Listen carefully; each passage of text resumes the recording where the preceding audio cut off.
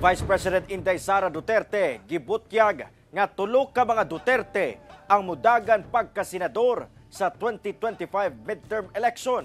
Samtang posible sab kuno mudagan pagka-presidente sa 2028 elections si Davao City Mayor Sebastian Duterte. Ani ang report. Sa iyang pagbisita sa Cagayan de Oro City, sorpresang gianunsyo ni Vice President Inday Sara Duterte ang posibleng pagdagan sa national positions sa tulo ka miyembro sa pamilyang Duterte. Matod ni VP Sara Duterte, base sa giingon siyang inahan nga mudagan pagka-senador sila kanhi President Rodrigo Duterte, iyang magulang nga si Davao City 1st District Congressman Paulo Duterte ug manghod nga si Davao City Mayor Sebastian Duterte.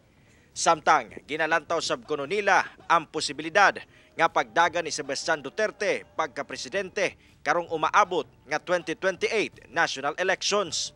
Lahat sila raring na tumakbo si PRD, Senator, yung kuya ko, si Paulo Duterte, yung congressman ngayon, Senator, si Sebastian Duterte. Diyang gipangutana kung mudagan ba siya pagka-presidente karong 2028 elections, matod sa Vice Presidente. Ang yun sa kuang mama nga kung mahod ko yung dagan presidente. Sa pangutana nga kung mo-resign ba siya isip Vice President, wala matod pa kini nila na hisgutan sa pagkakaroon. Gidugang sa Vice Presidente nga posible siya mobalik sa Davao City pagka-mayor.